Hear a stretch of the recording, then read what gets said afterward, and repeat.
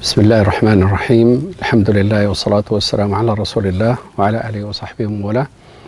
We continue inshallah ta'ala with wudu, and we are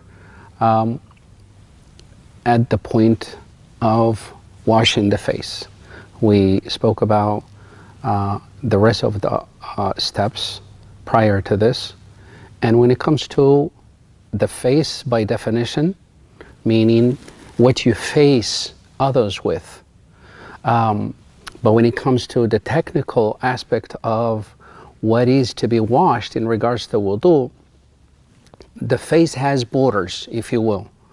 And from the top to bottom, the face starts from where the hair grows originally, because this does not include when the hair starts receding and a person is losing hair, and you're going to follow exactly where it grows, just where originally your hair starts growing, and that's the start of it.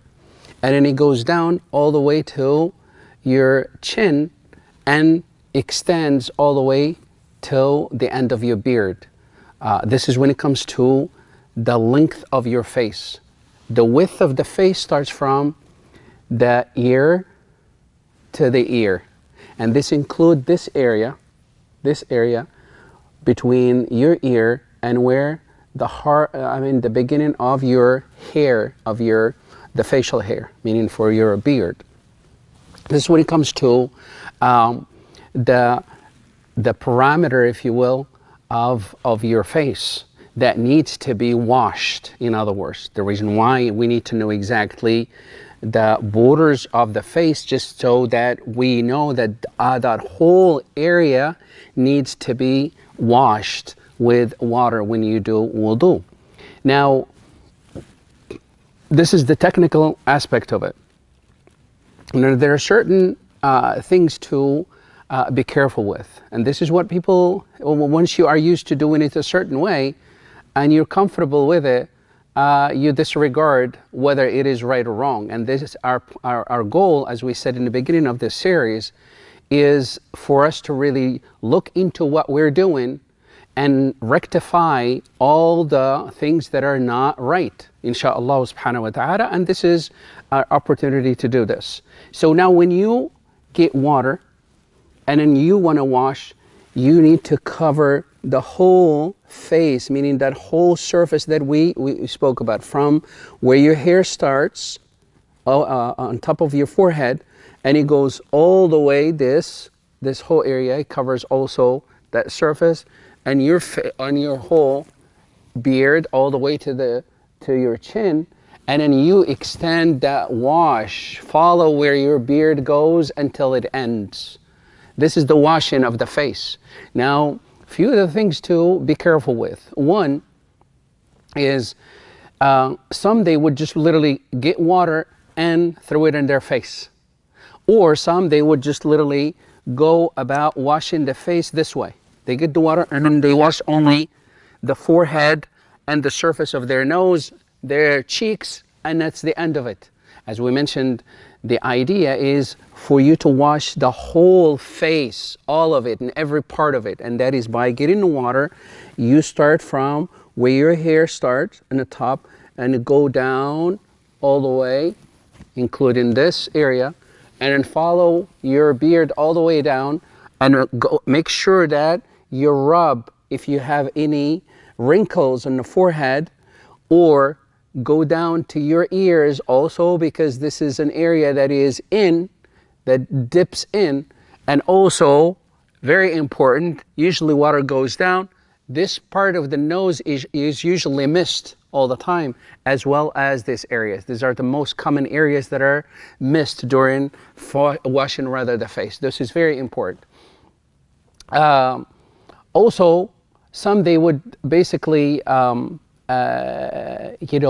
consider that wudu is basically the intention. Now, we mentioned before, the intention is the work of the heart. As far as the technical aspect of what you're supposed to do has nothing to do with the intention, meaning the heart did already its job, but your limbs have to do their jobs as well. Example of that is you intend to do your job. You showed up at your work and you intend to do your work, but you didn't do any of it. That's a world of difference. Showing up at the job and not performing and doing the job is those are two different things. So it is the same thing when you have the intention of doing the wudu, yet you don't do it right, does not make wudu right. This is why we are to be very careful.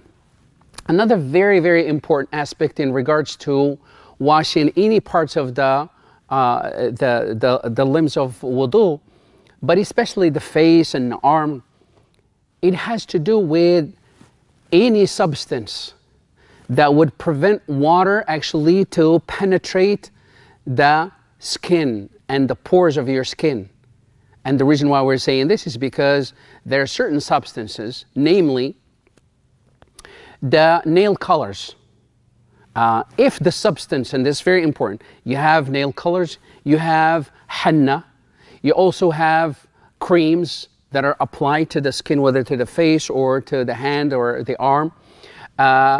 You have also painting, for instance, somebody who was painting the house and painting a wall, and then paint gets on the skin. Now, very important distinction and a fine distinction amongst the fuqaha that they make for us to be careful with. If the actual substance is still stuck on our skin, meaning that even if you wash, the water is not going to get to the actual pores of your skin due to the substance that's creating a layer. That's creating a layer on your skin, preventing water from really getting to the actual skin. So the water and the skin are separated by that layer of whatever substance that is. It could be a paint, it could be henna, it could be cream, and it could be nail coloring in regards to women who wear their nail colors. All of these substances, should they still be there while you do wudu, then that wudu is not valid, even if you actually performed all of the washing and did all of the washing. Versus if you had henna, applied henna, or you had cream, and then that cream was washed off. You had the henna, or you were painting and the paint got on your skin, but you removed the actual paint, but you still have the coloring of the substance left. That does not affect the actual validity of wudu, should you wash those parts. So I wanted to make sure that we understand this very part.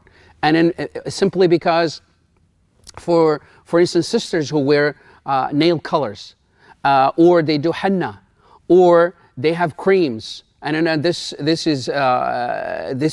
are all substances, for as long as the substance in of itself, whether that is cream, henna, paint, is on the actual skin or the nail, it would certainly prevent wudu from getting to the actual skin and the pores of your skin.